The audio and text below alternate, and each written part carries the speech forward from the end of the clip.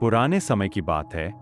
एक सुंदर और शांतिप्रिय गांव था जिसका नाम था हरिपुर। इस गांव में लोग आपस में मिलजुल कर रहते थे और गांव की शांति और खुशहाली की वजह से यह गांव दूर दूर तक जाना जाता था। लेकिन इस शांति की परत के नीचे एक भयानक रहस्य छिपा हुआ था, जिसे बहुत कम लोग जानते थे। गांव की सबसे सुंदर लड़की राधा थी। राधा की खूबसूरती के चर्चे दूर दूर तक थे और उसकी दयालुता और मासूमियत ने सभी का दिल जीत लिया था। राधा की शादी एक संपन्न व्यापारी के बेटे से तय हो गई थी। शादी की तैयारी पूरे जोर शोर से चल रही थी, लेकिन एक अजीब घटना ने इस खुशी के माहौल को बदल दिया। राधा अचानक बीमार पड़ गई।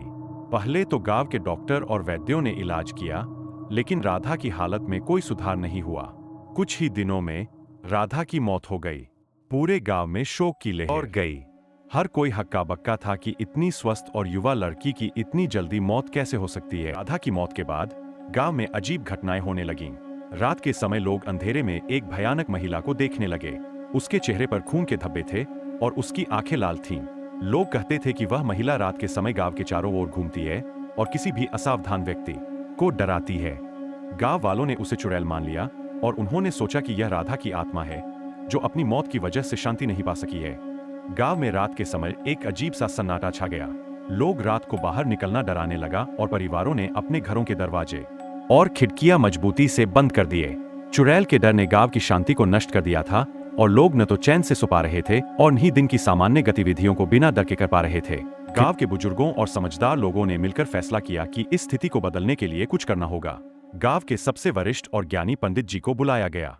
पंडित जी ने गांव वालों से कहा कि राधा की आत्मा को शांति देने के लिए विशेष पूजा और यज्ञ की आवश्यकता है।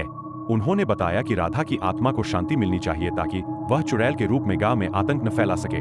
पंडित जी ने गांव वालों को बताया कि यह पूजा और यज्ञ बड़े श्रद्धा और समर्पण के साथ किया जाना चाहिए। इस पूजा का उद्देश्य राधा की आत्मा को शांति प्रदान करना और गांव में शांति वापस लाना था। गांव वालों ने पंडित जी की सलाह मानते हुए पूजा और यज्ञ की तैयारियां शुरू कर दी। गांव के सभी लोग एक साथ आ गए और उन्होंने यज्ञ स्थल को सजाने के लिए सामर्थ्य भर प्रयास किया।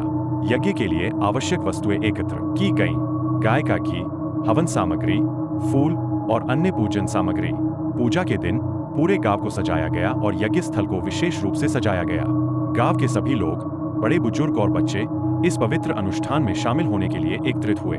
पंडित जी ने यज्ञ की शुरुआत की और सभी ने मिलकर मंत्रों का जाप किया और हवन की अग्नि में सामग्री अर्पित की। पूजा के दौरान गांववासियों ने राधा की आत्मा की शांति के लिए विशेष प्रार्थना की। पूजा और यज्ञ के दौरान गांववासियों ने अपने दिल से राधा की आत्मा की शांति के लिए प्रार्थना की। उन्होंने अपने हर पाप और गलती को दूर करने का संकल्प लिया और अपने व्यवहार में सुधार करने का प्रयास किया। इस प्रक्रिया में गांववासियों ने एक दूसरे के साथ सहयोग किया और एकता का प्रदर्शन किया। पंडित जी ने यज्ञ को समाप्त करने के बाद सबको आश्वस्त किया कि राधा की आत्मा को शांति मिल गई और अब वह चुड़ैल के रूप में गांव में आतंक नहीं फैलाएगी। गांववासियों ने इस बात पर विश्वास किया और उन्होंने सभी ने मिलकर इस सफल पूजा की खुशी मनाई। पूजा और यज्ञ के बाद गांव में धीरे धीरे शांति लौटने लगी। रात के समय अजीब घटनाएं घटना बंद हो गईं और गांववासियों ने फिर से आराम से सोना शुरू कर दिया। चुड़ैल के आतंक ने गांव को छोड़ दिया और राधा की आत्मा को शांति मिली।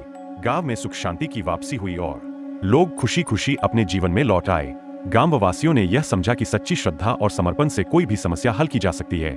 उन्होंने राधा की आत्मा की शांति के लिए अपनी एकता और सहयोग का प्रदर्शन किया और इस अनुभव ने उन्हें एकता और भक्ति की महत्ता का एहसास कराया। हरिपुर गांव की यह कहानी एक प्रेरणा है कि कभी कभी हमें समस्याओं का समाधान पाने के लिए एकजुट होकर प्रयास करना पड़ता है। राधा की आत्मा की शांति के लिए गांव वालों ने जिस तरह से एक साथ आकर पूजा और यज्ञ किया, उसने यह साबित कर दिया कि सच्ची भक्ति और सहयोग से किसी भी कठिनाई का सामना किया जा सकता है। इस प्रकार हरिपुर गांव में फिर से शांति और खुशहाली लौट आई और गांववासियों ने सच्चे मन से राधा की आत्मा की शांति के लिए धन्यवाद दिया।